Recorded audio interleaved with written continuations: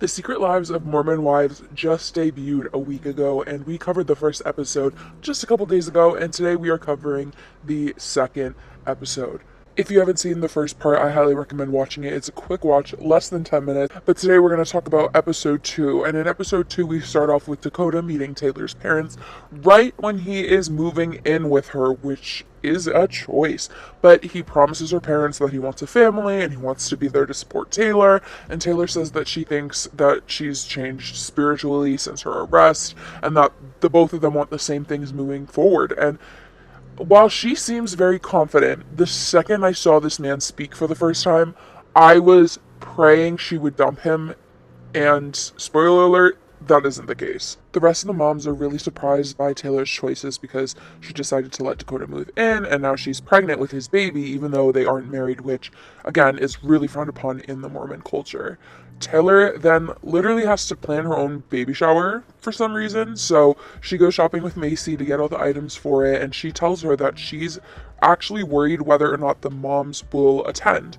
And Macy, being the realest one ever, she tells Taylor that she has doubts about her relationship with Dakota based on the way that she's seen him treat Taylor. And I can tell you this is so valid because this man is quite literally a toddler in a man's body.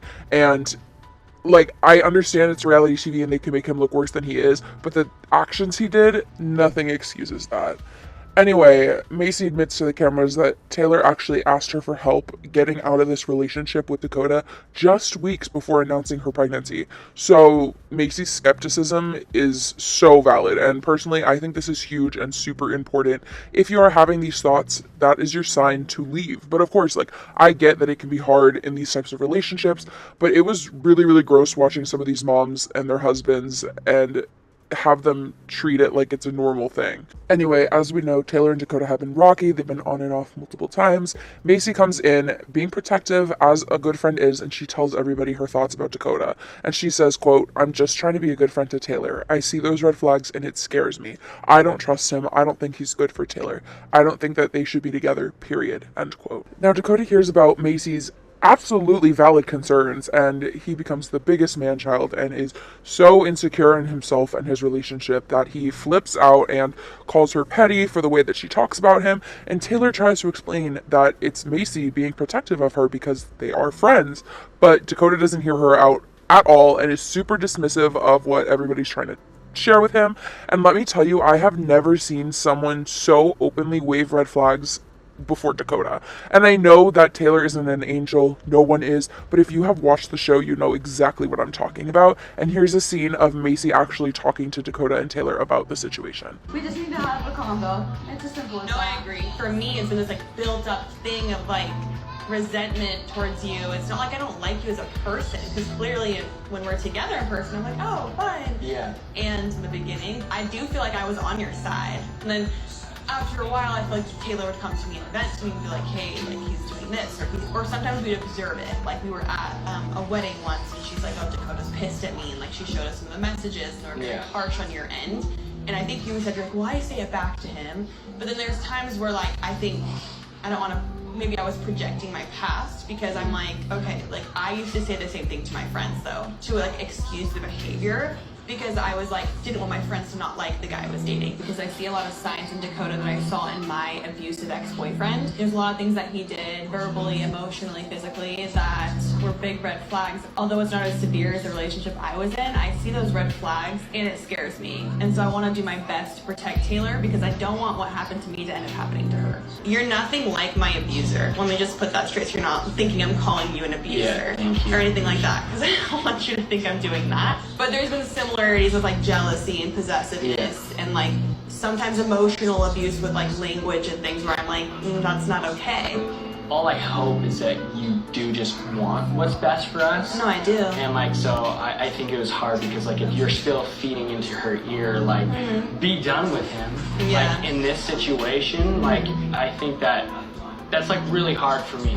Because like I have someone that's like really putting something in between us, like making things even harder for us. If you guys are solid, nothing that like I say or other people say like should ruin that. I absolutely agree with every single thing Macy said, and I feel like her and Michaela were the realest the entire show, because the way Dakota treated Taylor and the messages that were revealed later on are appalling. And personally, I would never let anyone talk to me in that way, nor would I want my baby near someone like that either.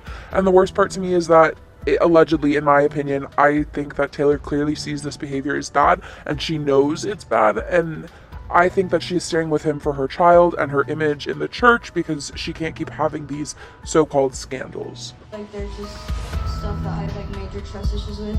It's like hard to progress to like into marriage and stuff, and I feel like because of our beginning, it's where it's like pushed us back. Like, I am terrified. I'm like, buddy, I'm like I'm not there.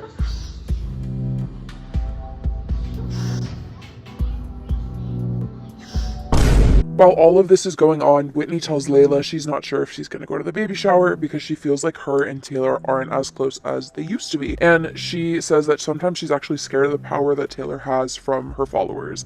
You won't believe this, but in the end, Whitney decides not to come to the baby shower, nor does she even tell Taylor she won't be showing up, which, in my opinion, is wild and immature and rude. The least you can do is shoot her a text and let her know you can't come. And this is a common theme you're going to see if you watch the show. It's that Whitney's moves are very, very calculated. But anyway, Layla is forced to deliver the news, and she has to tell Taylor that Whitney feels like they don't have a relationship anymore. Taylor is upset, obviously, but she's not surprised. And the rest of the group is torn because they feel like they have to choose sides, because both Taylor and Whitney like to be the center of attention. Are you not here yet? I don't know. Oh, fashionably late. Is she coming? Last night I was with her and she's not coming. Wait, what? Yeah. Oh. Did she tell her she's not coming? No, and I told her maybe she should, but she said that Taylor's probably not even going to notice. Is everyone here? I think so. Whitney, where's Whitney? Oh, yeah. Oh. I don't know if she's coming. What do you mean? Yeah. Did she say she wasn't coming? I feel like this is sending a message to Taylor that she does not want to be friends and she does not care about Taylor. Did she say why? I don't want to go into like too much detail, but she just says that she just doesn't want to be involved with Taylor. Taylor's mom actually ends up calling Whitney during the shower to ask where she is, and Whitney's kind of snarky and says it's a conversation to be had between her and Taylor. This is where episode 2 leaves off, so make sure to subscribe to hear all the scoop, my thoughts, and all about episode 3 that will be coming very soon. Thanks for watching.